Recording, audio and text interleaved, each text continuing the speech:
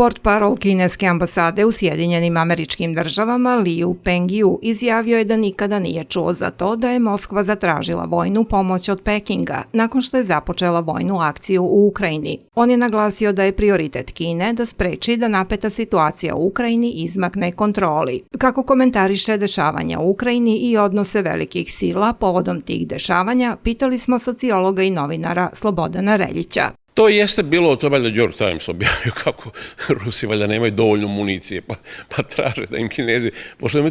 Ali to je vođenje, to je neka vrsta propagandnog rata, mada više ne znate za kome oni to oglašaju. Mislim, vjerovatno ne postoji niko u Rusiji ko stvarno misli da ta njihova vojska, ma šta oni misli o tome, da nema municije i ne znam, da nema oružje, posebno što je opšte poznato da je Rusija u odnosu na Kinu korak ispred u oružju. Ona nije naravno ekonomski dovoljno, ali u oružju je ispred. Tako da je to samo po sebi neka vrsta nekog propagandnog rata koji valjda ima neke tamo dublje korene koje mi odavde ne možemo da vidimo. I onda to ima stalno ta priča kako se Kina drži uzdržano. Mislim, tako su neke stvari.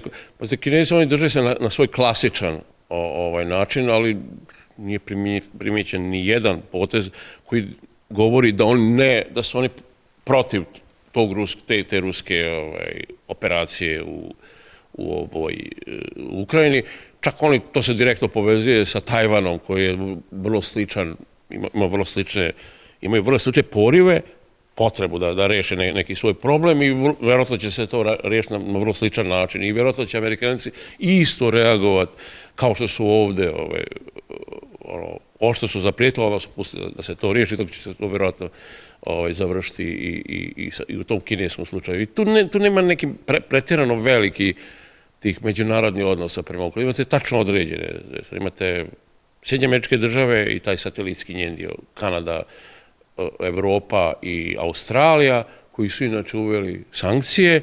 Imate sav ostali svijet koji to onako gleda sa nekim nepretjerano velikim interesovanjem, ali koji ne želi da se petlja na takav način da sad ulazi u sukob s Rusijom, da njima uvodi sankcije i da pokazuje neki problematičan odnos. Mislim, tu nema mnogo tih radnji koje mogu da promijenu taj odnos snaga.